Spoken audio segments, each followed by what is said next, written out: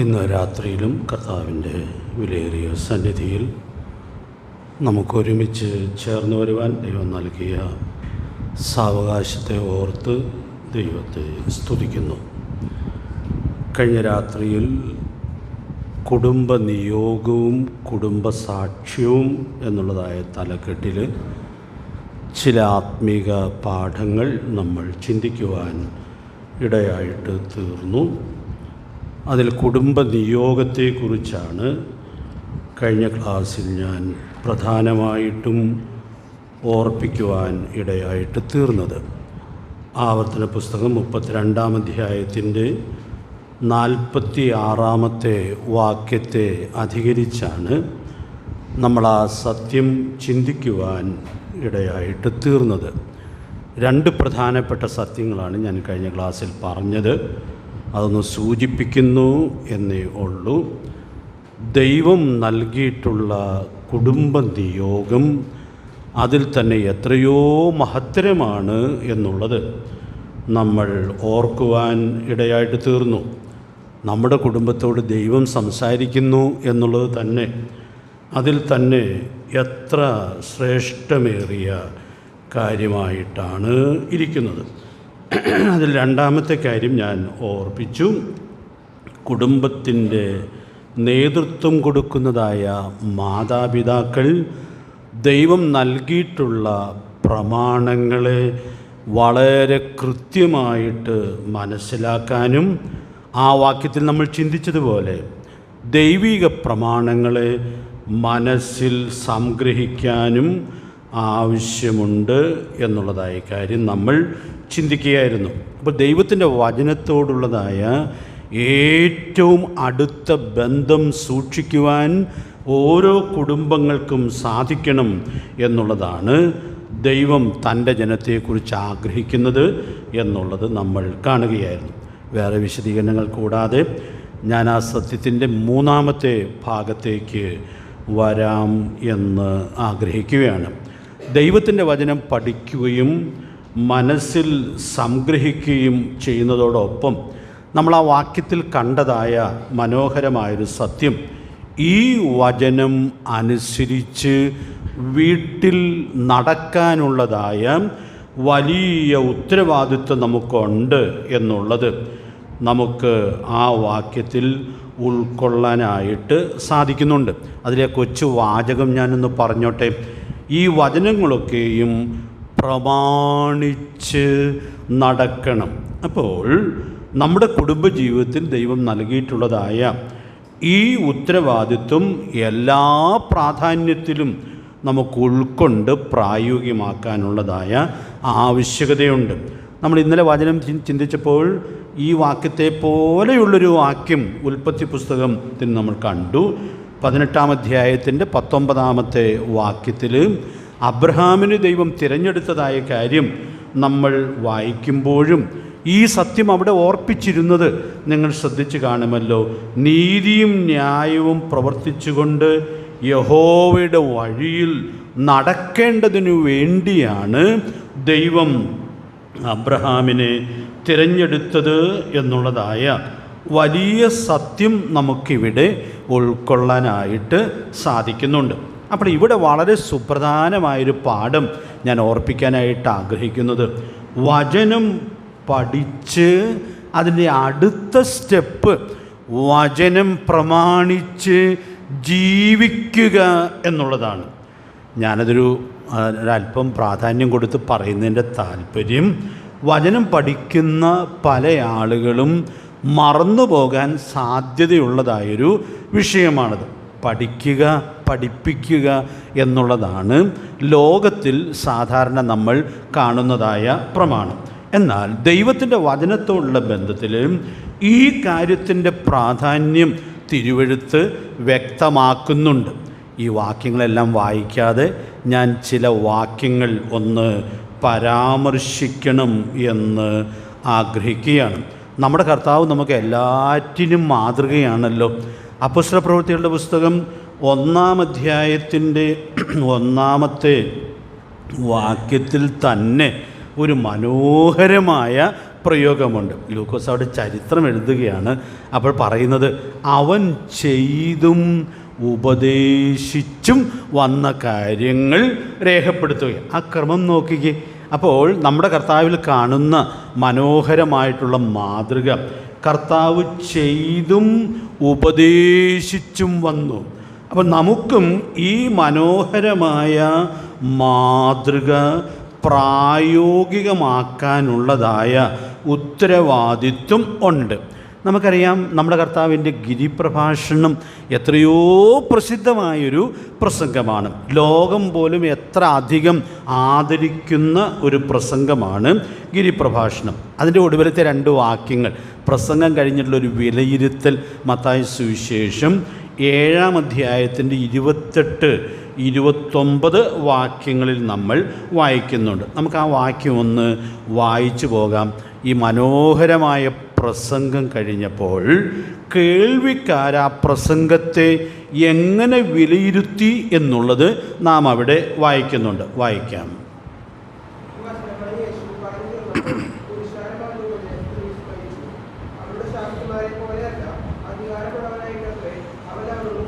അപ്പോൾ അവിടെ ഒരു വ്യത്യസ്തത ആ കേൾവിക്കാർ കാണാനിടയായിട്ട് തീരുകയാണ്.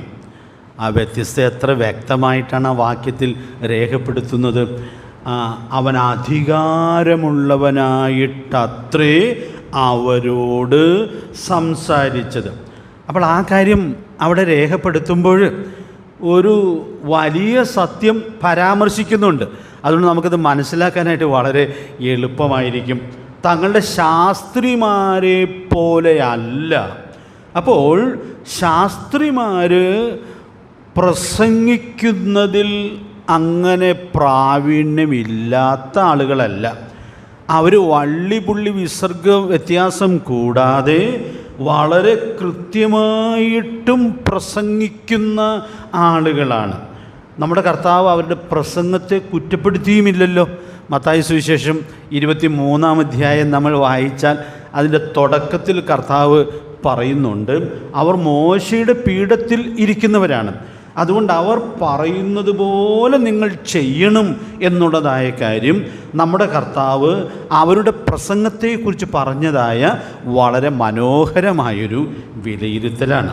പക്ഷെ അത് കഴിഞ്ഞിട്ടൊരു ചെറിയ മുന്നറിയിപ്പ് പറഞ്ഞു, അവർ ചെയ്യുന്നത് പോലെ ചെയ്യരുത്.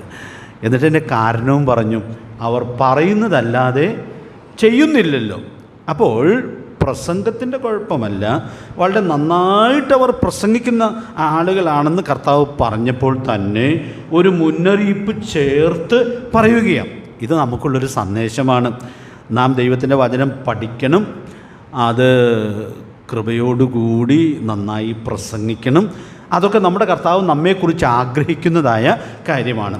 പക്ഷേ അതിനിടയിൽ ഉള്ളതായ വളരെ പ്രധാനപ്പെട്ട കണ്ണി നമുക്ക് നഷ്ടപ്പെടുന്നില്ല എന്നുള്ളത് സൂക്ഷ്മതയോടെ ഉറപ്പുവരുത്തുവാനായിട്ട് സാധിക്കണം. അപ്പോൾ കഴിഞ്ഞ നാളുകളിലൊക്കെ ദൈവഭക്തിയോടുകൂടി ജീവിച്ച് ദൈവത്തിൻ്റെ വചനം ശുശ്രൂഷിച്ച ദൈവദാസന്മാർ ഈ മാതൃക വളരെ കൃത്യമായി ഉൾക്കൊണ്ടിട്ടുണ്ട്. നമ്മുടെ ഗുരുനാഥനിൽ കണ്ട മാതൃകയും അന്നത്തെ ആത്മീക നേതൃത്വത്തിൽ കണ്ടതായ മുന്നറിയിപ്പും എത്രയോ ഗൗരവമായിട്ട് ഉൾക്കൊണ്ടാണ് കഴിഞ്ഞ നാളുകളിൽ ദൈവദാസന്മാർ ജീവിക്കാനും ശുശ്രൂഷിക്കാനും ഇടയായിട്ട് തീർന്നത്. ഞാൻ ഇനിയും 2-3 വാക്യങ്ങൾ ചില ഭക്തന്മാരുടെ ജീവിതത്തിൽ നിന്ന് പറയുകയാണ്. സമയം ലാഭിക്കാൻ ഞാൻ അങ്ങ് ഉദ്ധരിക്കാം. അത് എസ്ര ന്യായപ്രമാണത്തിൽ വിദഗ്ധനായ ശാസ്ത്രി ആയിരുന്നു. എനിക്ക് അദ്ദേഹത്തെക്കുറിച്ച് പറയുമ്പോഴും ചിന്തിക്കുമ്പോഴൊക്കെ ഭയങ്കര ബഹുമാനമാണ്. കാരണം ദൈവവചനത്തെ പുറകിൽ എറിഞ്ഞ് കളഞ്ഞു പോയ ദൈവജനത്തോട് ദൈവത്തിൻ്റെ വചനം പറഞ്ഞ് അവരെ ദൈവവചനത്തിലേക്ക് മടക്കിക്കൊണ്ടുവരുന്നതിന് നേതൃത്വം കൊടുത്ത ദൈവഭക്തനാണ് എസ്ര. നെഹമ്യാവിനോട് കൂടെ ആ ദൈവഭക്തൻ നിർവഹിച്ച ശുശ്രൂഷ എത്രയോ മനോഹരമായി നമുക്ക് കാണാനായിട്ട് സാധിക്കുകയാണ്. എസ്രയുടെ പുസ്തകം 7-ാം അധ്യായത്തിൻ്റെ 10-ാമത്തെ വാക്യത്തിൽ ഞാനീ പറഞ്ഞ പ്രമാണം അവിടെ നമ്മൾ കാണുകയാണ്. യഹോവയുടെ ന്യായപ്രമാണം പരിശോധിക്കുവാനും അതനുസരിച്ച് നടക്കുവാനും ഇസ്രായേലിൽ അത് ഉപദേശിക്കുവാനും എസ്ര മനസ്സു വച്ചിരുന്നു. ഒത്തിരി വർഷങ്ങൾക്ക് മുമ്പ് എന്നെ സ്പർശിച്ചതായൊരു വാക്യമാണത്. ആ ദൈവഭക്തൻ ദൈവവചനത്തോട് പുലർത്തിയ ആഭിമുഖ്യം ഏത് കാലഘട്ടത്തിലും ജീവിക്കുന്ന ദൈവ മക്കൾക്ക്, ദൈവദാസന്മാർക്ക് അനുകരിക്കാവുന്നതാണ്. 3 കാര്യങ്ങൾക്കു വേണ്ടി എസ്ര മനസ്സ് വെച്ചു. ഒന്നാമത്തെ കാര്യം, ദൈവത്തിൻ്റെ ന്യായപ്രമാണം പരിശോധിച്ച് പഠിക്കുവാൻ മനസ്സ് വെച്ചു. രണ്ടാമത്തെ കാര്യം പറയുന്നത്, അതനുസരിച്ച് തൻ്റെ ജീവിതത്തെ ചിട്ടപ്പെടുത്താനായിട്ട് എസ്ര മനസ്സ് വെച്ചു. പ്രിയപ്പെട്ടവരെ, നമുക്കറിയാം ദൈവത്തിൻ്റെ വചനം പുറകിലെറിഞ്ഞു കളഞ്ഞ് ജീവിച്ചൊരു തലമുറ. അത് നെഹമ്യാവിൻ്റെ പുസ്തകം 9-ാം അധ്യായത്തിൽ 26-ാം അധ്യായത്തിലൊരു പ്രയോഗമാണ്. ദൈവത്തിൻ്റെ വചനം പുറകിലെറിഞ്ഞ് കളഞ്ഞ് തങ്ങൾക്ക് തോന്നുന്നത് പോലെ ജീവിച്ച ദൈവത്തിൻ്റെ ജനത്തെ മടക്കിക്കൊണ്ടുവരാനായിട്ട് ആ ദൈവദാസൻ പ്രാർത്ഥനാപൂർവം ശ്രമിക്കുമ്പോൾ അദ്ദേഹത്തിന് മനസ്സിലായി, ഇവിടെ പ്രസംഗം കൊണ്ട് മാത്രം കാര്യം നടക്കുകയില്ല. അപ്പോൾ അതുകൊണ്ട് താൻ ദൈവത്തിൻ്റെ വചനം സൂക്ഷ്മതയോടെ പരിശോധിച്ചു. എന്നിട്ട് ആ വചനം പ്രമാണിച്ച് ആ ദൈവഭക്തൻ ജീവിക്കുവാൻ ഇടയായിട്ട് തീർന്നു. ഫിലിപ്പിലേഖനം 2-ാം അധ്യായത്തിൻ്റെ 14-15 വാക്യം ഞാനൊന്ന് ചേർത്ത് പറയുകയാണ്. നമ്മൾ ജീവിക്കുന്ന തലമുറ വക്രതയും കോട്ടവുമുള്ള തലമുറയാണ്. ആ തലമുറയും അങ്ങനെയായിരുന്നു. എന്നാൽ പ്രിയപ്പെട്ടവരെ, ഈ ദൈവത്തിൻ്റെ ദാസൻ ആ തലമുറയിൽ ഫിലിപ്പിൽ 2:15 നമ്മൾ വായിക്കുന്നത് പോലെ, അവരുടെ ഇടയിൽ നിങ്ങൾ ജീവൻ്റെ വചനം പ്രമാണിച്ചുകൊണ്ട് ജ്യോതിസുകളെ പോലെ പ്രകാശിക്കുന്നു. അപ്പം ഞാനിങ്ങനെ മനസ്സിൽ സങ്കല്പിക്കാറുണ്ട്, എസ്ര ദൈവത്തിൻ്റെ വചനം പരിശോധിച്ചു, പഠിച്ചു, അത് പ്രമാണിച്ച് താൻ ജീവിക്കുവാനായിട്ട് തുടങ്ങി. തൻ്റെ ജീവിതം അനേകരെ സ്പർശിക്കുവാൻ ഇടയായിട്ട് തീർന്നു. പിന്നെ മൂന്നാമത് താൻ ചെയ്ത കാര്യം, ഇസ്രയേലിൽ അത് ഉപദേശിക്കുവാൻ എസ്ര മനസ്സ് വെച്ചു. അവിടെ ഉപദേശത്തിൻ്റെ വിശദാംശങ്ങളുമൊക്കെ നല്ല പഠന വിഷയമാണ്. നിങ്ങൾ സ്വതന്ത്രമായിട്ടത് ചെയ്യണം എന്ന് ഞാൻ ഓർപ്പിക്കുകയാണ്. നമ്മൾ നെഹമ്യാവിൻ്റെ പുസ്തകത്തിലൂടെയൊക്കെ പോകുമ്പോൾ എങ്ങനെയാണ് പഠിപ്പിച്ചത് എന്നൊക്കെയുള്ളൂ നമുക്കവിടെ കാണുവാനായിട്ട് സാധിക്കുന്നുണ്ട്. അപ്പോൾ പ്രിയപ്പെട്ടവരെ, ഞാൻ ഇപ്പോൾ പറയാനായിട്ട് ആഗ്രഹിച്ചതായ കാര്യം, എസ്ര പഠിച്ചു, അതനുസരിച്ച് ജീവിച്ചു എന്നുള്ളത് എത്രയോ മനോഹരമായിട്ടുള്ളതായ മാതൃകയാണ്. അപ്പോൾ നമുക്ക് ഈ ഇടക്കണ്ണിയാണ് പ്രധാനമായിട്ടും നഷ്ടപ്പെട്ട് പോയിട്ടുള്ളത്. അതുകൊണ്ട് അവിടെ ക്രമപ്പെടാനായിട്ട് സാധിക്കേണ്ടിയിരിക്കുന്നു. പ്രത്യേകിച്ച് നമ്മൾ കുടുംബസത്യങ്ങൾ ചിന്തിക്കുമ്പോൾ കുടുംബസത്യങ്ങൾ പറയാനായിട്ട് എളുപ്പമായിരിക്കാം, എന്നാൽ അത് പ്രമാണിച്ച് ജീവിക്കുന്ന കുടുംബങ്ങൾ, അതാണ് ഈ കാലഘട്ടത്തിൻ്റെ ആവശ്യമായിട്ട് ഇരിക്കുന്നത്. അതുകൊണ്ട് ഇവിടെ ഓർപ്പിക്കുന്ന ആ കാര്യം അവിടെ നമ്മൾ ചേർത്ത് ഓർക്കണം. എസ്രയുടെ കാലഘട്ടത്തിലും കുടുംബ മേഖലയിലാണ് വല്ലാത്ത വ്യതിചലനങ്ങൾ സംഭവിച്ചതായിട്ട് നമ്മൾ കാണുന്നത്. എസ്ര സ്തംഭിച്ച് കുത്തിയിരുന്ന് തലമുടി പിച്ചിപ്പറിച്ച് ദൈവസന്നിധിയിൽ വിനയപ്പെട്ടിരിക്കുന്ന ഒരു ചിത്രം നമ്മൾ എസ്രയുടെ പുസ്തകത്തിൽ വായിക്കുന്നുണ്ട്. അതും കുടുംബമേഖലയിലൊരു പ്രശ്നം കണ്ടാണ്. കാരണം വചനവിരുദ്ധമായ വിവാഹങ്ങൾ അവരുടെ നടുവിൽ നടന്ന് അതെല്ലാം കണ്ട് വിശുദ്ധ സന്തതി ദേശനിവാസികളോട് ഇടകലർന്നു പോയല്ലോ എന്നുള്ളതായ വേദന തന്നെ ഭരിക്കുമ്പോഴും താൻ തലമുടി പിച്ചിപ്പറിച്ച് ദൈവസന്നിധിയിൽ വിനയപ്പെട്ടിരുന്ന് സ്തംഭിച്ച് കുത്തിയിരിക്കുന്ന എസ്രയെ നമുക്ക് കാണാനായിട്ട് സാധിക്കുന്നുണ്ട്. ഞാൻ പറയാനായിട്ട് ശ്രമിക്കുന്നതായ കാര്യം, നമ്മൾ കുടുംബം എന്നുള്ള വിഷയത്തിലാണല്ലോ പ്രധാനമായിട്ടും ഇത് ചിന്തിക്കുന്നത്. അപ്പോൾ ദൈവത്തിൻ്റെ ജനം പ്രമാണത്തിൽ നിന്ന് തെറ്റിപ്പോയപ്പോൾ കുടുംബ മേഖലയിൽ വലിയ വ്യതിചലനങ്ങൾ സംഭവിക്കുവാൻ ഇടയായിട്ട് തീർന്നു എന്നുള്ളത് നമ്മൾ കാണുകയാണ്. അപ്പോൾ ഈ ദൈവഭക്തൻ ഈ കാര്യങ്ങളൊക്കെ മനസ്സിലാക്കി കഴിഞ്ഞിട്ട് താൻ അതിൻ പ്രകാരം നടക്കാനായിട്ട് തുടങ്ങി. ആ ജീവിതം അവരിൽ പലരോടും സംസാരിക്കുവാൻ ഇടയായിട്ട് തീർന്നു. പിന്നീട് ആ സത്യങ്ങൾ വളരെ കൃത്യമായിട്ടും ആ ജനത്തെ പഠിപ്പിക്കുവാൻ ഇടയായിട്ട് തീർന്നു. ഞാനിവിടെ വേറൊരു വാക്യം കൂടി ഒന്ന് പരാമർശിക്കുകയാണ്. നെഹമ്യാവിൻ്റെ പുസ്തകം 10-ാം അധ്യായത്തിൽ അവരുടെ ഉണർവിൻ തീരുമാനങ്ങൾ നമ്മൾ കാണുന്നുണ്ട്.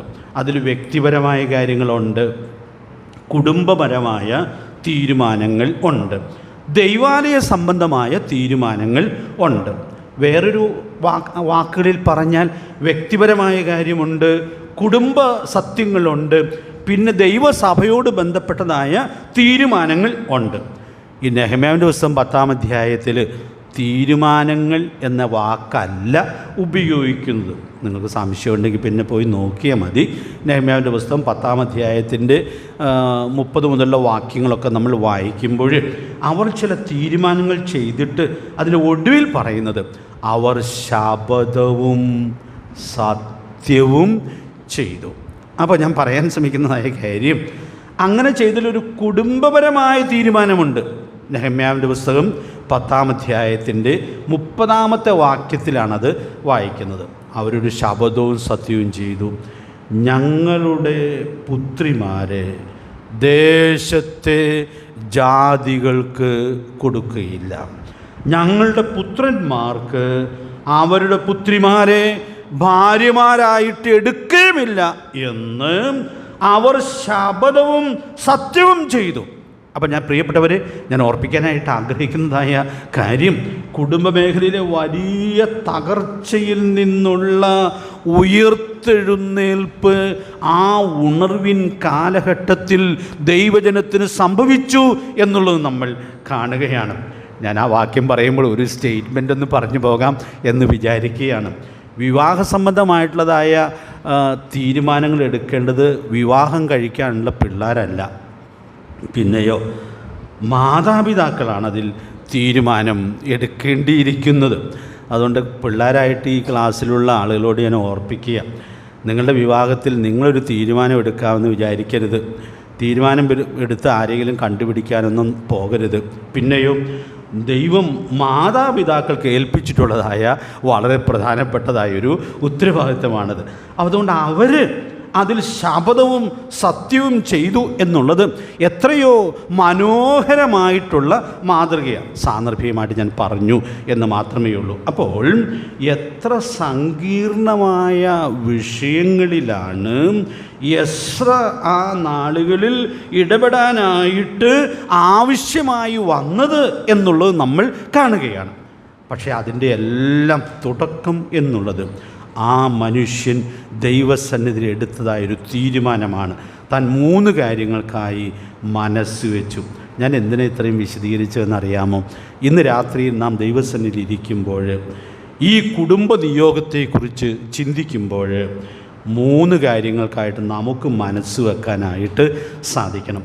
മനസ്സ് വയ്ക്കാൻ ഇന്ന് യോഗം കഴിഞ്ഞ് വീട്ടിൽ പോയിട്ട് വെക്കാമെന്ന് വിചാരിക്കേണ്ട ആവശ്യമില്ലല്ലോ. ഈ യോഗത്തിൽ നമ്മൾ സംബന്ധിച്ച് ദൈവവചനം കേട്ടുകൊണ്ടിരിക്കുമ്പോൾ തന്നെ നമുക്ക് ദൈവസന്നിധിയിൽ മനസ്സ് വയ്ക്കാനായിട്ട് സാധിക്കും. യഹോവയുടെ ന്യായപ്രമാണം പരിശോധിക്കുവാൻ, അതനുസരിച്ച് നടക്കുവാൻ, ഇസ്രയേലിൽ അത് ഉപദേശിക്കുവാൻ. ഞാനിന്ന് രാത്രി പറയട്ടെ, നിങ്ങളിന്ന് രാത്രിയിൽ ഓരോരുത്തരും ഈ 3 കാര്യത്തിനു വേണ്ടി മനസ്സ് വെച്ചാൽ ഉണർവ് നിങ്ങളുടെ ജീവിതത്തിൽ ഇന്ന് രാത്രിയിൽ ആരംഭിക്കും. അതുകൊണ്ട് പ്രിയപ്പെട്ടവർ, ഇതെത്രയോ പ്രധാനപ്പെട്ടൊരു കാര്യമാണ് എന്നുള്ളത് മനസ്സിലാക്കി ആ നിർണയത്തിലേക്ക് വരേണ്ടതിന് ദൈവാത്മാവ് നമ്മെ സഹായിക്കട്ടെ. ഞാൻ പുതിയ മുതൽ ഒരു ഭക്തൻ്റെ കാര്യത്തോടെ പറയുകയാണ്.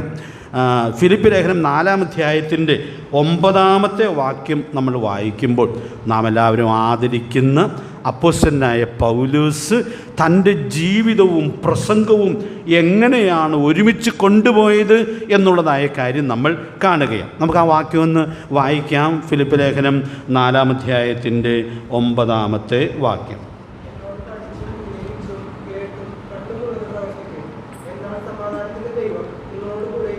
അപ്പോൾ അവിടെ പറയുന്നതായ വാക്കുകൾ ശ്രദ്ധിച്ചോ. എന്നോട് പഠിച്ചും ഗ്രഹിച്ചും കേട്ടും, അടുത്ത വാക്കെന്താ? കണ്ടുമുള്ളത് പ്രവർത്തിപ്പിൻ. അതാണ് ആ ദൈവദാസൻ്റെ വ്യത്യസ്തത. അദ്ദേഹം നന്നായി വചനം പഠിപ്പിക്കുന്നയാളാണ്. ഇവർ ഒത്തിരി കാര്യം ഗ്രഹിപ്പിച്ചിട്ടുണ്ട്. ഫിലിപ്പിയിലെ സഭയുടെ തുടക്കത്തിലെ ശുശ്രൂഷകൾ പൗലോസ് അപ്പോസ്തലൻ്റെ നേതൃത്വത്തിലാണല്ലോ നിർവഹിക്കപ്പെടുവാൻ ഇടയായിട്ട് തീർന്നത്. അപ്പോൾ അവിടെയുള്ള സഭയ്ക്ക് എഴുതുകയാണ്, എന്നോട് പഠിച്ചും ഗ്രഹിച്ചും കേട്ടും കണ്ടുമുള്ളത് പ്രവർത്തിപ്പിൻ. പ്രിയപ്പെട്ടവരെ, ഇവിടെ നാം കാണുന്ന മനോഹരമായൊരു കാര്യം, എന്ത് താൻ പഠിപ്പിച്ചുവോ അത് തൻ്റെ ജീവിതത്തിൽ കാണാനായിട്ട് ഉണ്ടായിരുന്നു.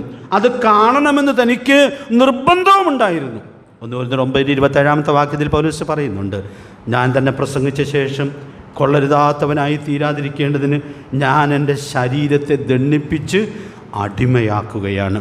അതുകൊണ്ട് പ്രിയപ്പെട്ടവരെ, ഞാൻ ഇന്ന് രാത്രിയിൽ ഇങ്ങനെ ഓർപ്പിക്കട്ടെ, നമ്മുടെ ഗുരുനാഥൻ്റെ മാതൃക, കഴിഞ്ഞ നാളിൽ ജീവിച്ച ഭക്തന്മാരുടെ മനോഹരമായ ഈ മാതൃക നമുക്കും ഏറ്റെടുത്ത് നാം മനസ്സിലാക്കുന്ന വചനപ്രകാരം നമ്മുടെ ജീവിതങ്ങളെ ചിട്ടപ്പെടുത്തേണ്ടതിന് ദൈവത്തിൻ്റെ പരിശുദ്ധാത്മാവ് നമുക്ക് ധാരാളം ദൈവകൃപ നൽകട്ടെ. അതുകൊണ്ട് ഈ കുടുംബ നിയോഗത്തിൽ അബ്രഹാമിനോട് പറയുമ്പോഴും അബ്രഹാമിൻ്റെ സന്തതിയായിരിക്കുന്ന ഇസ്രയേൽ മക്കൾക്ക് ഈ നിയോഗം കൈമാറുവാൻ ഇടയായിട്ട് തീരുമ്പോഴും ഇത് പഠിക്കുന്ന കൂട്ടത്തിൽ അത് പ്രമാണിച്ച് നടക്കണമെന്ന് പ്രത്യേകാൽ ഓർമ്മിപ്പിക്കുക. നാമും വിശ്വാസത്തിൽ അബ്രഹാമിൻ്റെ മക്കളല്ലേ. നമുക്കുള്ള വലിയ ഉത്തരവാദിത്വം ഇവിടെ നമുക്ക് തിരിച്ചറിയാനായിട്ട് സാധിക്കേണ്ടിയിരിക്കുന്നു. ദൈവത്തിൻ്റെ പരിശുദ്ധാത്മാവ് നമ്മെ സഹായിക്കട്ടെ. അപ്പോൾ നമ്മൾ കുടുംബത്തിനകത്ത് ജീവിക്കുമ്പോൾ നാം എങ്ങനെ നടക്കുന്നു എന്നുള്ളത് പ്രമാണം തന്ന ദൈവം സൂക്ഷ്മതയോടെ നിരീക്ഷിക്കുന്നുണ്ട്. കുടുംബ ബന്ധത്തിലുള്ളതായ ഉത്തരവാദിത്വങ്ങൾ പറയുന്ന 2 വാക്യങ്ങൾ ഞാനൊന്ന് പരാമർശിക്കാം. അതിൽ ഒരു വാക്യം വായിക്കാം. പിള്ളേരുടെ ഉത്തരവാദിത്വം കൊലോസ്യ ലേഖനം 3-ാം അധ്യായത്തിൻ്റെ 20-ാമത്തെ വാക്യത്തിൽ വളരെ ചുരുക്കമായി പറയുമ്പോൾ അവിടെ ഒരു മനോഹരമായ പ്രയോഗം ഉണ്ട്. ഒന്ന് വായിച്ച ആ വാക്യം, കൊലോസ്യ ലേഖനം 3-ാം അധ്യായത്തിൻ്റെ 20-ാമത്തെ വാക്യം.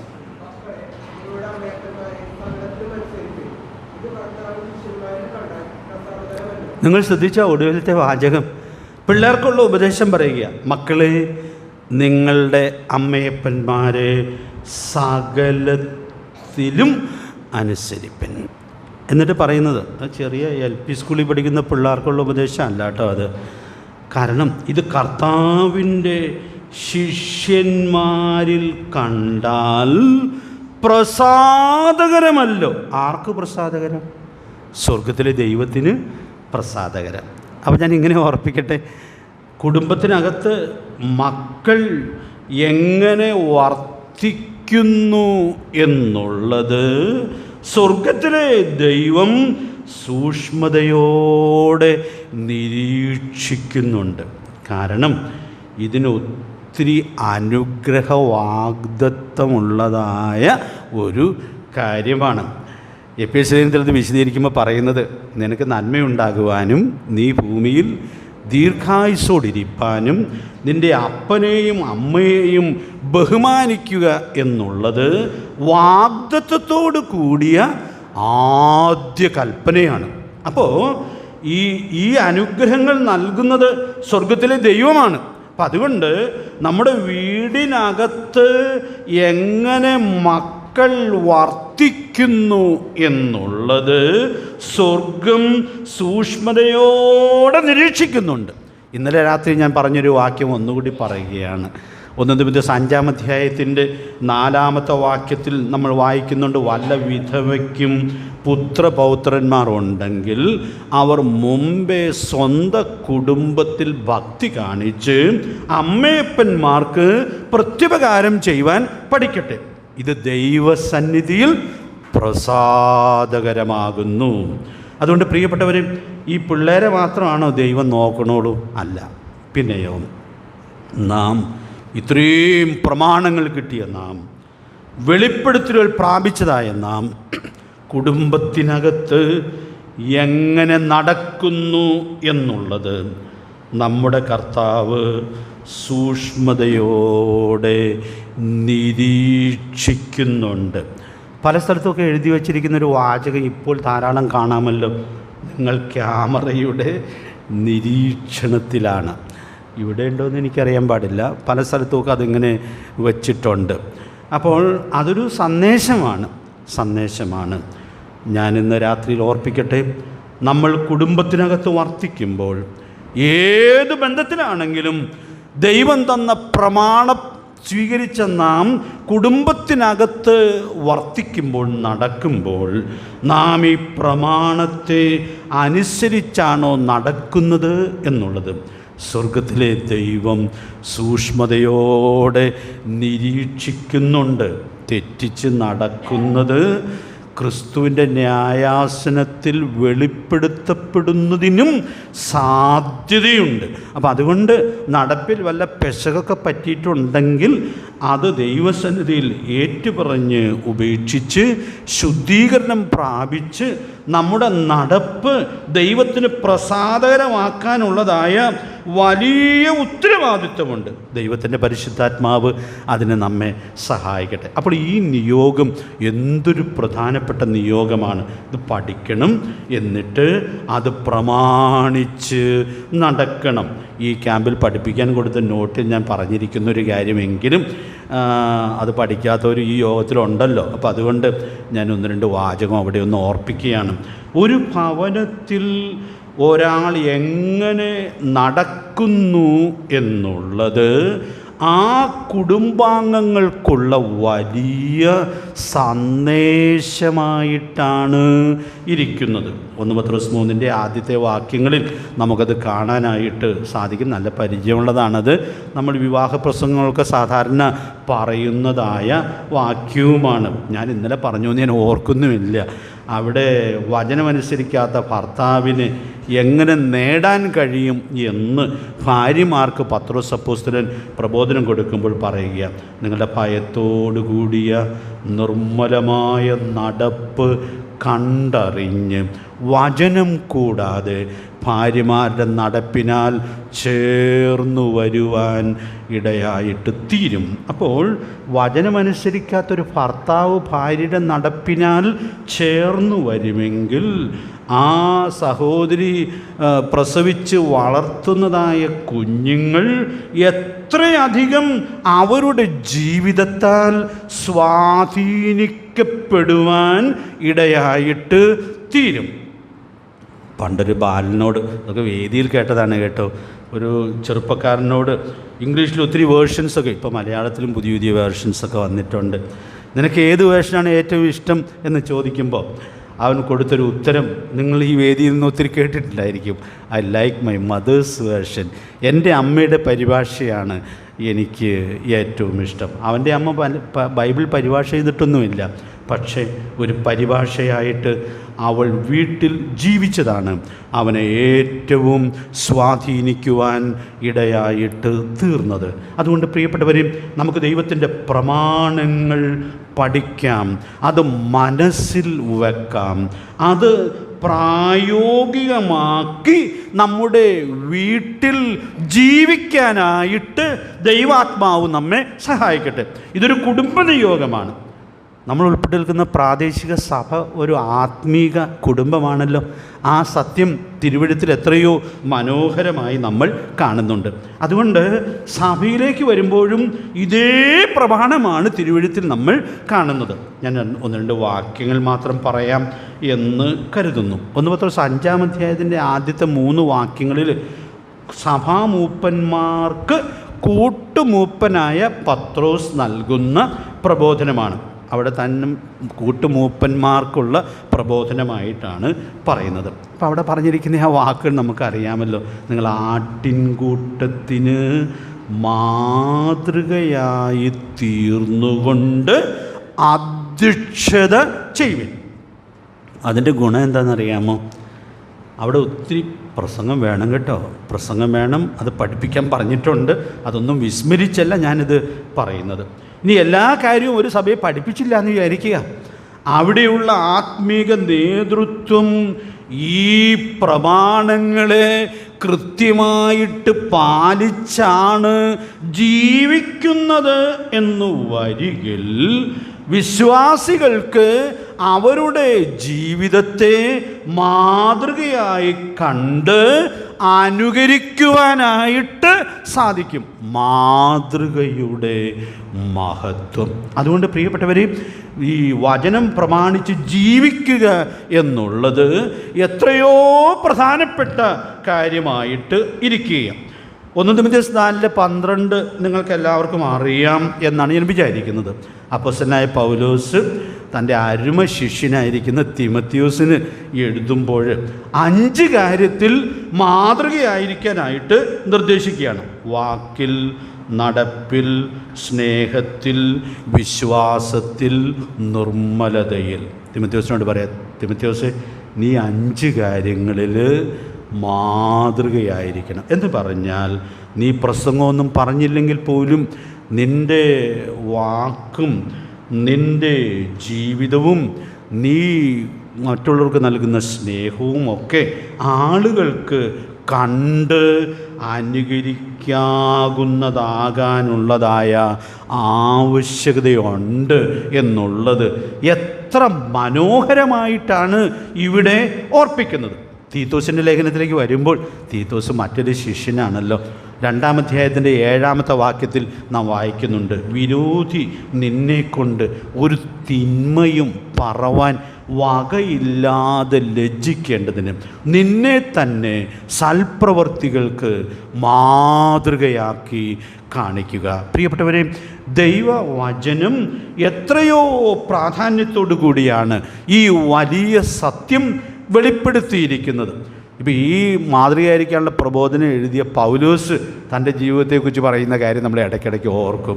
1 കൊരിന്ത്യർ 11:1 വാക്യം, ഞാൻ ക്രിസ്തുവിൻ്റെ അനുകാരിയായിരിക്കുന്നത് പോലെ നിങ്ങളും എൻ്റെ അനുകാരികൾ ആകുവിൻ. അതുകൊണ്ട് ഞാൻ ഇന്ന് രാത്രിയിൽ ഇങ്ങനെ പറഞ്ഞ് ഈ 3-ാമത്തെ സത്യത്തിൽ നിന്ന് മുൻപോട്ട് പോകട്ടെ. നാം മനസ്സിൽ വയ്ക്കുന്ന വചനം പ്രായോഗികമാക്കി ജീവിക്കുന്നു എന്നുള്ളത് ഏറെ പ്രധാനപ്പെട്ടതായ കാര്യമാണ്. അതുകൊണ്ട് ഈ മേഖലയിൽ നമ്മുടെ ഭാഗത്ത് വന്നിട്ടുള്ളതായ കുറവുകളെ കണ്ടെത്തി പരിഹരിക്കേണ്ടതിന് ദൈവാത്മാവ് നമ്മെ സഹായിക്കട്ടെ. 4-ാമത്തെ കാര്യം, ഈ നിയോഗത്തിൽ ഉൾപ്പെടുന്ന ഏറ്റവും പ്രധാനപ്പെട്ട അടുത്ത കാര്യം നമ്മൾ കാണുന്നത്, നീ ഇത് നിൻ്റെ മക്കളോട് കൽപ്പിക്കണം. അപ്പോൾ ആ ക്രമം ശ്രദ്ധിക്കണേ. ഈ വചനം നിൻ്റെ മനസ്സിൽ ഇരിക്കണം. നീ ഇത് പ്രായോഗികമാക്കി ജീവിക്കണം. എന്നിട്ട് ആ പ്രായോഗിക ജീവിതത്തിൻ്റെ പിൻബലത്തിൽ ഈ വചനം നിൻ്റെ മക്കളോട് കൽപ്പിക്കണം. ഞാൻ ആ വാക്ക് വളരെ ഗൗരവമായിട്ട് ഓർപ്പിക്കുക.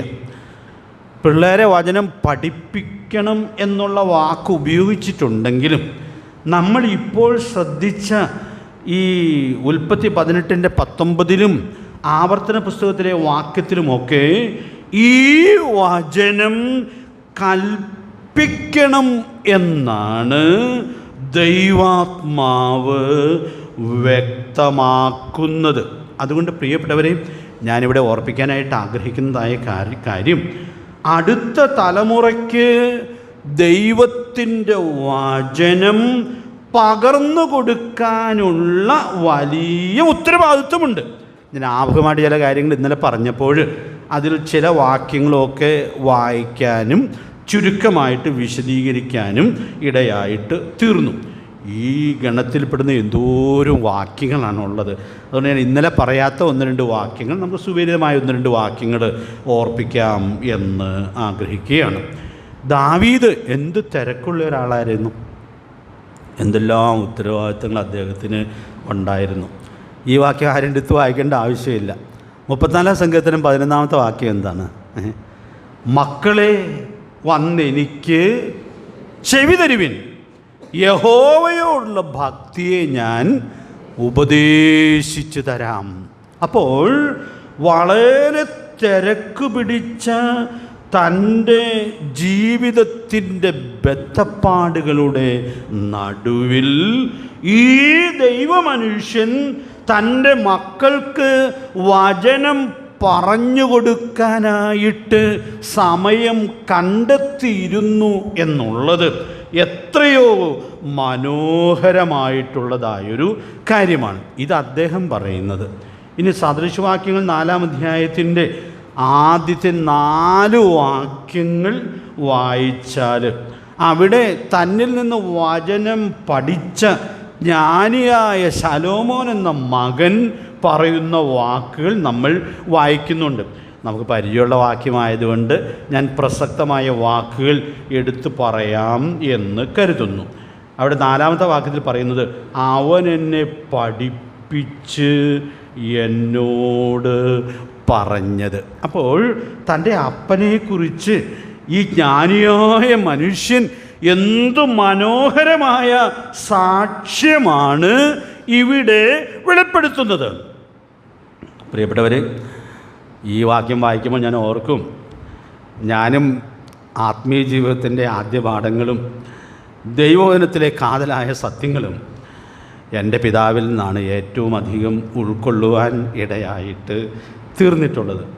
ഞാൻ ഇന്നും ചില തീരുമാനങ്ങളൊക്കെ സൂക്ഷിക്കാനായിട്ട് ശ്രമിക്കുമ്പോൾ അതിൽ എനിക്ക് പ്രചോദനമായിട്ടൊരു കാര്യമുണ്ട്.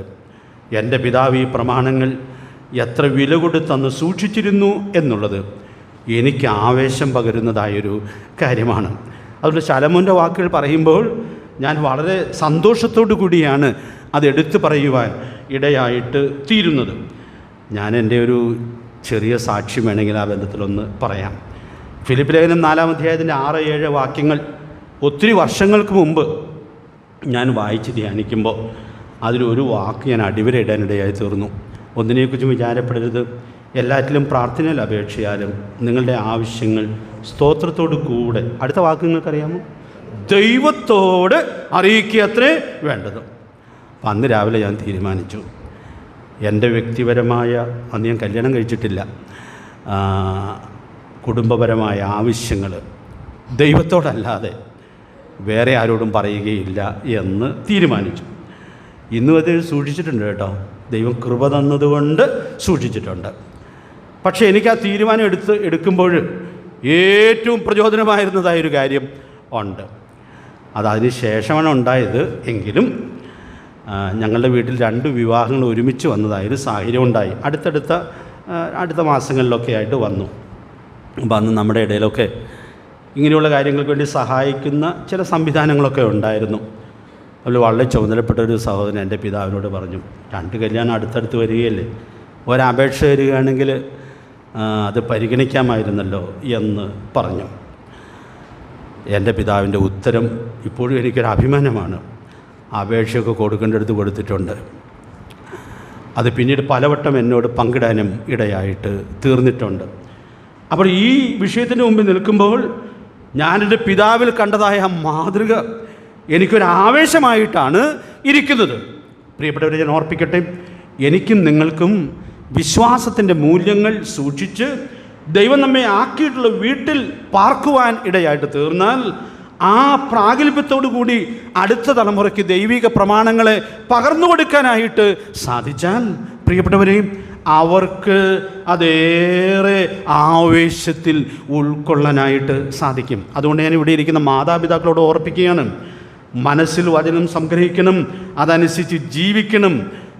നിങ്ങൾക്ക് വളർത്താൻ ദൈവം കയ്യിൽ ഏൽപ്പിച്ചിട്ടുള്ള കുഞ്ഞുങ്ങളോട് ഈ പ്രമാണങ്ങളെ കൽപ്പിക്കാനുള്ളതായ വലിയ ഉത്തരവാദിത്വം ഉണ്ട്. ഇനി ഞാനൊരു കുടുംബത്തെ നിങ്ങൾക്കൊന്ന് പരിചയപ്പെടുത്തുകയാണ്, വേദപുസ്തകത്തിലുള്ളതായ കുടുംബത്തെ. ആ വാക്യങ്ങൾ വായിക്കാൻ പ്രയാസം എന്ന് പറഞ്ഞാൽ ഒത്തിരി വാക്യങ്ങളുണ്ട്. അപ്പം അതുകൊണ്ട് ഞാൻ ആ വേദഭാഗം ഒന്ന് പരാമർശിക്കാം. യിരെമ്യാ പ്രവചനം 35-ാം അധ്യായം മുഴുവനും രേഖാബ്യ കുടുംബത്തെക്കുറിച്ചുള്ളതായ മനോഹരമായൊരു ചരിത്ര സത്യം വെളിപ്പെടുത്തുന്നതായ അധ്യായമാണ്. പശ്ചാത്തലം 2 വാചകത്തിൽ പറയാം. ദൈവത്തിൻ്റെ ജനം വ്യാപകമായിട്ട് ദൈവത്തോട് അനുസരണക്കേട് കാണിച്ച് തെറ്റായ വഴിയിലേക്ക് പോയിരിക്കുകയാണ്. അതാണല്ലോ യിരെമ്യാ പ്രവാചകൻ പ്രവചിച്ച കാലഘട്ടത്തിൻ്റെ പ്രത്യേകതയായിട്ട് ഇരിക്കുന്നത്. തുടർന്ന് അവർ പ്രവാസത്തിലേക്ക് പോവുകയും ചെയ്യേണ്ടി വന്നു എന്നുള്ളത് നമ്മൾ കാണുന്നുണ്ട്. അപ്പോൾ ദൈവം പ്രവാചകനോട് പറയുകയാണ്, നീ രേഖാബ്യ കുടുംബത്തെ വിളിച്ച് ദൈവാലയത്തിൽ കൊണ്ടുവരണം, എന്നിട്ട് അവർക്ക് ഇഷ്ടം പോലെ വീഞ്ഞ് കുടിക്കാനായിട്ട് കൊടുക്കണം. അപ്പോൾ പ്രവാചകൻ ഇവരെ വിളിച്ചു, അവരെ ദൈവാലയത്തിൽ കൊണ്ടുവന്ന് അങ്ങനെ ഒരുക്കപ്പെട്ട മുറിയിൽ അവരെ ആക്കി അവർക്ക് ഇഷ്ടംപോലെ വീഞ്ഞ് കുടിക്കാനായിട്ട് കൊടുത്തതാണ് അവിടെ നമ്മൾ കാണുന്നത്. അപ്പോൾ അവർ പറയുന്നൊരു ഉത്തരമുണ്ട്. ഞാനതിലെ പ്രസക്തമായ വാക്കുകൾ എടുത്തു പറയാം. 35-ാം അധ്യായത്തിൻ്റെ 7-ാമത്തെ വാക്യത്തിൽ ഞങ്ങളും ഞങ്ങളുടെ മക്കളും ഒരിക്കലും വീഞ്ഞ് കുടിക്കരുത്, വീട് പണിയരുത്, വിത്ത് വിതയ്ക്കരുത്, മുന്തിരിത്തോട്ടം ഉണ്ടാക്കരുത്, ഈ വക ഒന്നും നിങ്ങൾക്കുണ്ടാകുകയും അരുത്.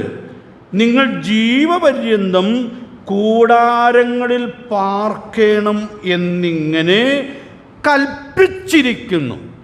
ഇവരോട് പറഞ്ഞപ്പോൾ പറയുക, ഞങ്ങൾ വീഞ്ഞു കുടിക്കില്ല. കാരണം ഞങ്ങളുടെ പിതാവായ ഈ രേഖാബ്യർ ഞങ്ങളോട് ഇതൊക്കെ ചെയ്യാൻ പാടില്ല എന്ന് കൽപ്പിച്ചിട്ടുണ്ട്. അപ്പം ഇത് നമുക്ക് വായിക്കുമ്പോൾ തോന്നും ഇത് കുറച്ചുകൂടെ കടുപ്പമാണല്ലോ. കാരണം മുന്തിരിത്തോട്ടം നടുന്നതും അത്യാവശ്യം ഒരു വീട് പണിയുന്നതൊന്നും യഹൂദിന് വിലക്കപ്പെട്ടൊരു കാര്യമല്ല. പക്ഷേ ഇദ്ദേഹത്തിന് ഒരാഗ്രഹം, തൻ്റെ പിൻതലമുറ ഈ ഉന്നതമായ മൂല്യങ്ങൾ സൂക്ഷിച്ച് ഈ ദേശത്ത് അന്യരും പരദേശികളും എന്നേറ്റ് പറഞ്ഞുകൊണ്ട് സാക്ഷ്യം വഹിക്കണം എന്നുള്ള ആഗ്രഹത്തിൽ ദൈവിക പ്രമാണങ്ങൾ ഉൾക്കൊണ്ട് തന്നെ തൻ്റെ പിൻതലമുറയ്ക്ക് കൊടുത്ത കൽപ്പനയാണ് നമ്മളിവിടെ വായിക്കുന്നത്. അത് ശരാശരിക്ക് മുകളിലുള്ളതായ കൽപ്പനയാണ്. ഈ പ്രയോഗം വില്യം മാഗ്നഡാളിൻ്റെ ഒരു പുസ്തകത്തിൻ്റെ മലയാള പരിഭാഷയുടെ തലക്കെട്ടാണ്, ശരാശരിക്ക് മുകളിൽ. ഇപ്പം ശരാശരിക്ക് ഉള്ള ആളുകൾക്ക് അത്യാവശ്യം വീഞ്ഞ് അവരുടെ പാനീയമായിട്ട് ഉപയോഗിക്കാനോ വീട് പണിയാനോ വിത്ത് വിതയ്ക്കാനോ മുന്തിരിത്തോട്ടം ഉണ്ടാക്കാനോ ഒന്നും വിലക്കില്ല. പക്ഷേ തൻ്റെ പിൻതലമുറ ശരാശരിക്ക് മുകളിൽ ജീവിക്കണം എന്ന് ആഗ്രഹിച്ചുകൊണ്ട് ഈ കാര്യങ്ങൾ അവരോട് കൽപ്പിച്ചിരുന്നു എന്നുള്ളത് നമുക്കിവിടെ കാണാനായിട്ട് സാധിക്കുക. ഇവർ വളരെ ധൈര്യമായിട്ട് പറയുക, ഞങ്ങളുടെ പിതാവായ യോനാദാബ് ഇത് കൽപ്പിച്ചിട്ടുണ്ട്, അപ്പം അതുകൊണ്ട് ഞങ്ങളൊരിക്കലും വീഞ്ഞ് കുടിക്കുകയില്ല. ഞാൻ ഇന്ന് രാത്രി ഓർപ്പിക്കാനായിട്ട് ആഗ്രഹിക്കുന്നത്, ദൈവവചനത്തിൻ്റെ പ്രമാണങ്ങളെ നാം ഉൾക്കൊണ്ടുകൊണ്ട് ആ പ്രമാണങ്ങളെ പ്രായോഗികമാക്കിക്കൊണ്ട് അടുത്ത തലമുറയിലേക്ക് അത് കൈമാറിക്കൊടുക്കുവാൻ ഇടയായിട്ട് തീരുമ്പോൾ അവർ ആ പിതാവിനോടുള്ള സ്നേഹത്തിലും വിധേയത്വത്തിലും, പിതാവ് സ്നേഹിച്ച ദൈവത്തോടുള്ള സ്നേഹത്തിലും വിധേയത്വത്തിലും അതനുസരിക്കുവാൻ ഇടയായിട്ട് തീരുന്നത് വ്യത്യസ്തമായൊരു സാക്ഷ്യമായിരിക്കും. അതുകൊണ്ട് പ്രിയപ്പെട്ടവരെ, ഞാനിവിടെ ഓർപ്പിക്കാനായിട്ട് ആഗ്രഹിക്കുന്നതായ കാര്യം, തങ്ങളുടെ കുടുംബങ്ങളോടുള്ള ബന്ധത്തിൽ ഈ വലിയ ആത്മീക ഉൾക്കാഴ്ച സൂക്ഷിച്ച് സാക്ഷ്യം വഹിക്കത്തക്കവണ്ണം ദൈവത്തിൻ്റെ പരിശുദ്ധാത്മാവ് നമ്മെ സഹായിക്കട്ടെ. നിങ്ങൾക്കറിയാമോ, ഇസ്രായേൽ ജനം മുഴുവനും ദൈവത്തിൻ്റെ പ്രമാണങ്ങൾ വിട്ടുപോയ, ബഹുഭൂരിപക്ഷം വിട്ടുപോയ ആ കാലഘട്ടത്തിൽ ഈ കുടുംബത്തെ നോക്കി ദൈവം സന്തോഷിക്കുകയാണ്. ഈ കുടുംബം ഇരമ്യാവിന് എന്തോ ഒരാശ്വാസമായിരുന്നു കാണും. കാരണം താൻ ഈ ദൈവിക ആലോചനകൾ പങ്കിടുമ്പോൾ ഇതൊക്കെ ആരനുസരിക്കാനാണ് എന്നുള്ളതായ വേദന ഒരുപക്ഷെ ആ ദൈവഭക്തനെ ഭരിച്ചു കാണുമായിരിക്കാം. ആ പ്രവാചകനൊരു ആശ്വാസമായിട്ട് രേഹാബ്യ കുടുംബം ഇരിക്കുകയാണ്. ഞാൻ ഇന്ന് രാത്രി ഓർപ്പിക്കുന്നു, ദൈവം തന്ന പ്രമാണങ്ങളെ നമ്മൾ പ്രാപിച്ച് അത് പ്രായോഗികമാക്കി നമ്മുടെ അടുത്ത തലമുറയിലേക്ക് കൈമാറി അവരത് സൂക്ഷിക്കുവാൻ ഇടയായിട്ട് തീരുമ്പോൾ ആത്മീക തകർച്ചയുടെ വേദനയുടെ നടുവിലും ദൈവം നമുക്ക് തന്ന കുടുംബം വ്യത്യസ്തമായി സാക്ഷ്യം വഹിക്കുവാൻ ഇടയായിട്ട് തീരും. അതുകൊണ്ട് പ്രിയപ്പെട്ടവരെ, ഈ നിയോഗം അതിൻ്റെ എല്ലാ ഗൗരവത്തിലും സൂക്ഷിക്കത്തക്കവണ്ണം ദൈവത്തിൻ്റെ പരിശുദ്ധാത്മാവ് നമുക്ക് ധാരാളം ദൈവകൃപ നൽകട്ടെ. ഞാനിന്ന് അടുത്ത കുടുംബ സാക്ഷ്യത്തിലേക്കും കൂടി കടക്കണമെന്ന് വിചാരിച്ചാണ് വന്നത്, എങ്കിലും അങ്ങോട്ട് എത്തിയില്ല. ഒരു കാര്യം കൂടെ ഈ വാക്യത്തിൽ നിന്ന് പറഞ്ഞ് ഇന്നത്തെ സന്ദേശം ഉപസംഹരിക്കാം എന്ന് ആഗ്രഹിക്കുകയാണ്. എത്ര കൃത്യമായിട്ടാണ് ആവർത്തന പുസ്തകത്തിൽ ഈ നിയോഗം ഒരു പാട്ടായി രൂപപ്പെടുത്തി ദൈവജനത്തെ പഠിപ്പിക്കുവാൻ ഇടയായിട്ട് തീർന്നത്. പക്ഷെ ഞങ്ങൾ ഈ കഴിഞ്ഞ ദിവസങ്ങളിൽ സഭയിലെ ന്യായാധിപന്മാരുടെ പുസ്തകത്തിലേക്ക് കടന്നപ്പോൾ ഈ ആവർത്തന പുസ്തകത്തിന് വലിയ പ്രചോദനമൊക്കെ ഉൾക്കൊണ്ടാണ് ആ പുസ്തകത്തിൻ്റെ ധ്യാനവും പഠനവും അവസാനിപ്പിച്ചത്. ഈ ന്യായാധിപന്മാരുടെ പുസ്തകത്തിലേക്ക് വന്നപ്പോൾ ഈ നിയോഗ നിർവഹണത്തിലെ തോൽവി 2-ാം അധ്യായത്തിൻ്റെ 10-ാം വാക്യത്തിൽ വളരെ കൃത്യമായി ദൈവാത്മാവ് രേഖപ്പെടുത്തുകയാണ്. ആ വാക്യം നമുക്കൊന്ന് വായിക്കാം. ന്യായാധിപന്മാരുടെ പുസ്തകം 2-ാം അധ്യായം 10-ാമത്തെ വാക്യം.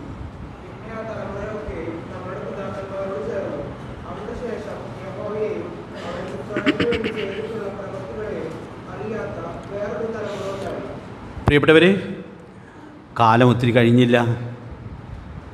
യോശുവയും മോശയും ചേർന്ന് ഈ വലിയ നിയോഗം അവർക്ക് കൈമാറാനിടയായിട്ട് തീർന്നു. ഇപ്പോൾ 10-ാമത്തെ വാക്യമാണ് നമ്മൾ വായിച്ചത്. 8-ാമത്തെ വാക്യത്തിലൊരു മഹാനായ മനുഷ്യൻ്റെ മരണചരിത്രമുണ്ട്. നൂൻ്റെ മകനായ യോശുവ 110 വയസ്സുള്ളവനായി മരിച്ചു എന്നുള്ളതായ കാര്യം 8-ാമത്തെ വാക്യത്തിൽ രേഖപ്പെടുത്തുന്നുണ്ട്.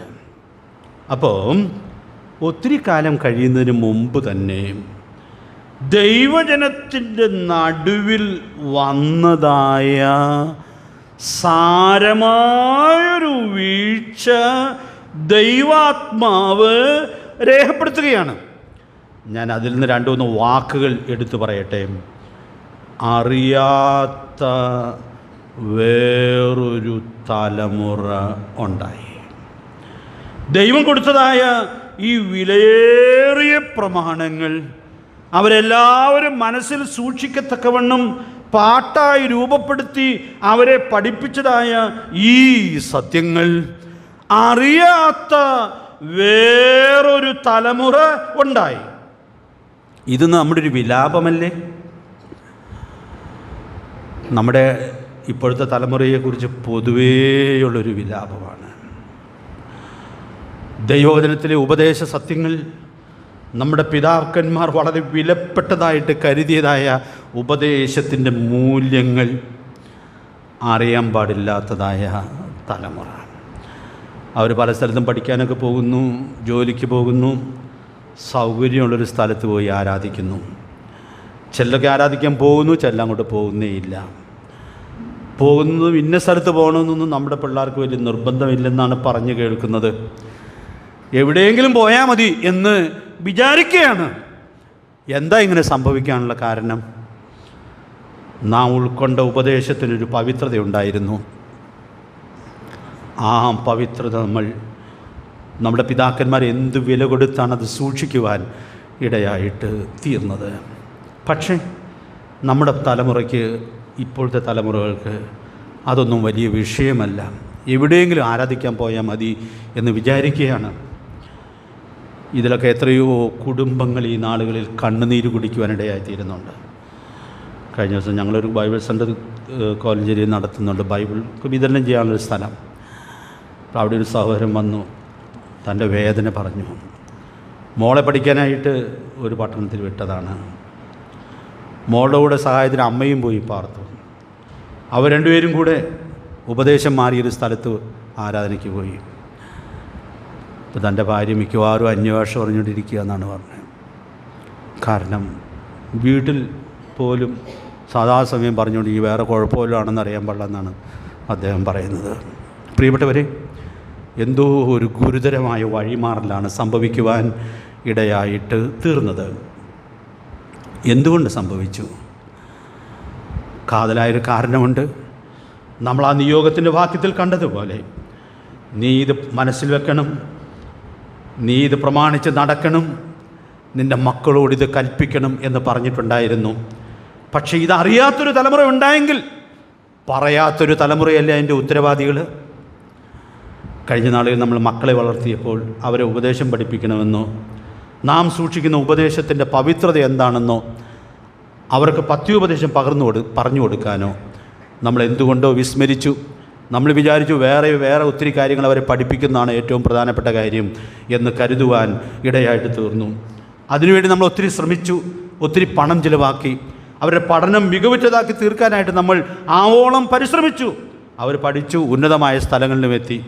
പക്ഷേ നമ്മുടെ കർത്താവ് പറഞ്ഞൊരു വാക്ക് ഞാൻ ചേർത്ത് പറഞ്ഞ് ഉപസംഹരിക്കുകയാണ്. നമ്മുടെ കർത്താവ് പിശാചിനാൽ പരീക്ഷിക്കപ്പെടുമ്പോൾ മത്തായി സുവിശേഷം 4-ാം അധ്യായത്തിൻ്റെ 4-ാമത്തെ വാക്യം നമുക്ക് അറിയാവുന്നൊരു വാക്യമാണല്ലോ. അതിനവൻ മനുഷ്യൻ അപ്പം കൊണ്ട് മാത്രമല്ല ദൈവത്തിൻ്റെ വായിൽ കൂടി വരുന്ന സകല വചനം കൊണ്ടും ജീവിക്കുന്നു എന്ന് എഴുതിയിരിക്കുന്നു എന്നുത്തരം പറഞ്ഞു. ഞാനിവിടെ ഒരു കാര്യം ഓർപ്പിക്കട്ടെ. നമ്മൾ പിള്ളേരെ പഠിപ്പിക്കുന്ന കണക്കും സയൻസും കൊണ്ട് അവർക്ക് ജീവിക്കേണ്ടതുപോലെ ജീവിക്കാനായിട്ട് സാധിക്കുകയില്ല. അവർക്ക് ഉപജീവനത്തിനൊരു തൊഴിൽ കണ്ടെത്താനായിട്ട് കഴിഞ്ഞു എന്ന് വരാം. പക്ഷേ അവർ ജീവിക്കേണ്ടതുപോലെ ജീവിക്കണമെങ്കിൽ അവരെ ദൈവവചന സത്യങ്ങൾ പഠിപ്പിച്ചെടുക്കാനുള്ളതായ വലിയ ഉത്തരവാദിത്വമുണ്ട്. നമ്മളതിനെ അവഗണിച്ചു എന്നുള്ളത് കൊണ്ട്, നമ്മളതിന് കൊടുക്കേണ്ട പ്രാധാന്യം കൊടുത്തില്ല എന്നുള്ളത് കൊണ്ട് ഇതൊരു അറിയാത്തൊരു തലമുറ വളർന്നു വരുവാൻ ഇടയായിട്ട് തീരുകയാണ്. അതുകൊണ്ട് ഞാൻ ഇന്ന് രാത്രിയിൽ ഓർപ്പിക്കാനായിട്ട് ആഗ്രഹിക്കുന്നത്, എങ്ങനെ മടങ്ങിവരവ് സാധിക്കും? മടങ്ങിവരവ് സാധിക്കാൻ വേറെ ഒരു കുറുക്കുവഴിയുമില്ല. ദൈവം നമുക്ക് തന്ന കുടുംബത്തിൽ, ദൈവം നമ്മുടെ കയ്യിൽ ഏൽപ്പിച്ചിരിക്കുന്ന കുഞ്ഞുങ്ങളെ നമ്മെ കർത്താവ് ബോധ്യപ്പെടുത്തിയ തിരുവെഴുത്തുകൾ അത് പ്രാർത്ഥനാപൂർവം പ്രായോഗികമാക്കി അവരിലേക്ക് പകർന്നു കൊടുക്കാനുള്ള നിർണയത്തിലേക്ക് ഇന്ന് രാത്രിയിൽ നിങ്ങൾ ഓരോരുത്തരും എത്തിച്ചേരുവാൻ ഇടയായിട്ട് തീർന്നാൽ നിങ്ങളുടെ കുടുംബം മടങ്ങി വരവിൻ്റെ പാതയിലേക്ക് വരാനിടയായിട്ട് തീരും. ഇപ്പോഴത്തെ അവസ്ഥ കണ്ടിരുന്ന് കണ്ണുനീരൊഴുക്കിയിട്ട് യാതൊരു പ്രയോജനവുമില്ല. കണ്ണുനീര് മാനസാന്തരത്തിലേക്കും നമ്മൾ കൈവിട്ടുപോയ ഉത്തരവാദിത്വത്തിലേക്കും മടങ്ങി വരുന്നതിന് മുഖാന്തരമായിട്ട് തീരുന്നു എന്നുള്ളത് എല്ലാ സൂക്ഷ്മതയോടും കൂടി ഉറപ്പാക്കത്തക്കവണ്ണം ദൈവത്തിൻ്റെ പരിശുദ്ധാത്മാവ് നമുക്ക് ധാരാളം ദൈവകൃപ നൽകട്ടെ. ദൈവം കൊടുത്ത നിയോഗം അതെത്ര മഹത്തരമാണ്. അത് നന്നായി സൂക്ഷിച്ചാൽ നാമും അനുഗ്രഹിക്കപ്പെടും, നമ്മുടെ പിൻതലമുറയും അനുഗ്രഹിക്കപ്പെടുവാൻ ഇടയായിട്ട് തീരും. ഇതിലൊക്കെ വന്നതായ വീഴ്ചകൾ നമുക്ക് മനസ്സിലാക്കാം. ദൈവസനെ നമുക്ക് നമ്മെ തന്നെ വിനയപ്പെടുത്താം. ഈ നിയോഗത്തിൻ്റെ കൃത്യതയിലേക്ക് എല്ലാ അർത്ഥത്തിലും മടങ്ങി വന്ന് അനുഗ്രഹിതരായിട്ട് തീരത്തക്കവണ്ണം സ്വർഗത്തിലെ ദൈവം നമുക്ക് ഏവർക്കും ധാരാളം ദൈവകൃപ നൽകട്ടെ എന്നുള്ള പ്രാർത്ഥനയോടെ ഞാൻ അവസാനിപ്പിക്കട്ടെ. കുടുംബ സാക്ഷ്യത്തെക്കുറിച്ച് ഞാൻ നാളത്തെ ക്ലാസ്സിൽ കർത്താവ് വരാൻ താമസിച്ചാൽ പറയാം എന്ന് ആഗ്രഹിക്കുന്നു. ദൈവാത്മാവ് നമ്മെ സഹായിക്കട്ടെ. കർത്താവിൻ്റെ വിലയേറിയ നാമം ഇന്നും എന്നേക്കും വാഴ്ത്തപ്പെടുമാറാകട്ടെ.